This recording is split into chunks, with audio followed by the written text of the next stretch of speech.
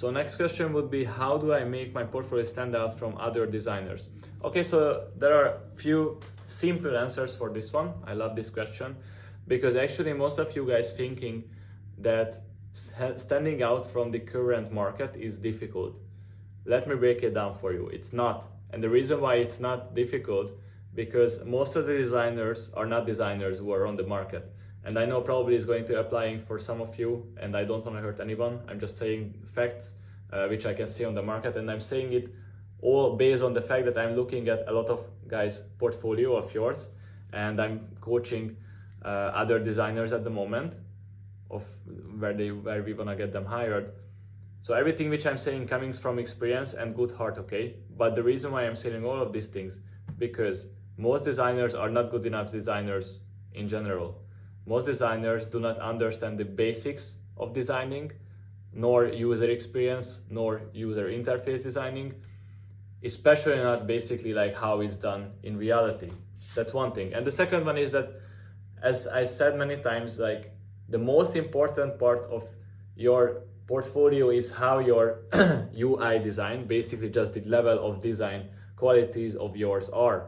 And if your UI screens are not good enough, then the sad truth is that you won't be invited for a next round of interview. That's why I'm always saying for you guys that you have to first improve your UI skills, because if even your UI design is not on spot, it doesn't matter how well your case study is being made, how well you're articulating your ideas, how well you make the research for your case study.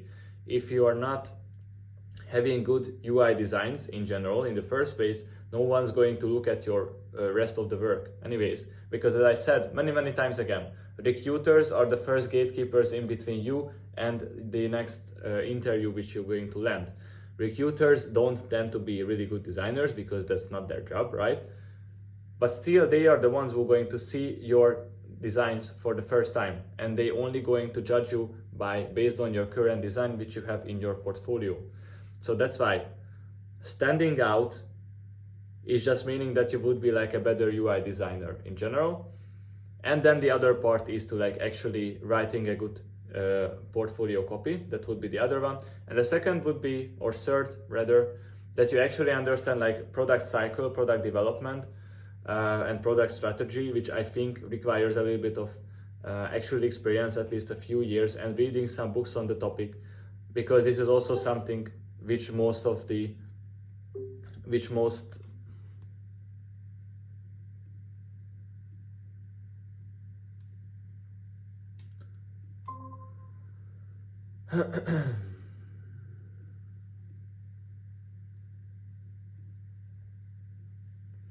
So this is also something which most of the senior designers and actual designers inside the company are curious about, of like, do you know how to solve a problem? Do you know how to find that problem? Do you know how to work by yourself? Do you know how to do the design thinking process? Do you know how to facilitate workshops? Can you work by yourself? Can you carry out a full project? Can you handle conflicts inside the workplace? How do you handle feedback on your design? How do you work with developers? There are many other things which going to be important when you're interviewing, but these things come more from like experience and from reading books and just trying to get better. So these things I wouldn't say they are that important for you right now, even though I would recommend reading on these topics.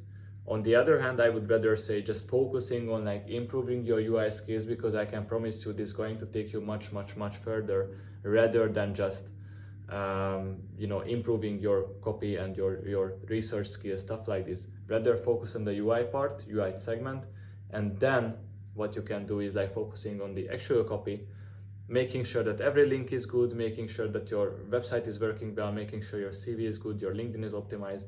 And then just on top of everything, you have to be also like a nice, cool-ass person. So if you can manage that of like being like just a nice person to be around, easy to communicate with, just easy to have like a casual fun, if you can be that person, it's also like, it's just as important as being like good from the technical perspective of like UX UI design. Because when people are hiring people, right, that's why I'm using people are hiring people saying it, because they just as much curious about like how well are you fitting inside their culture, inside their teams, just as much as how well you can carry out that work.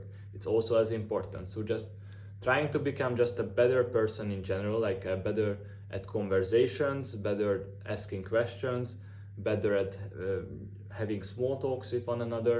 And on top of that, then you have to be an actual good designer. But if you're nailing all of those things, being a good designer, being a coolest person, knowing the product strategy, if you're nailing this, I can definitely make it sure that you would find a job really, really quickly on today's market, because most people actually are not really good at most of those things.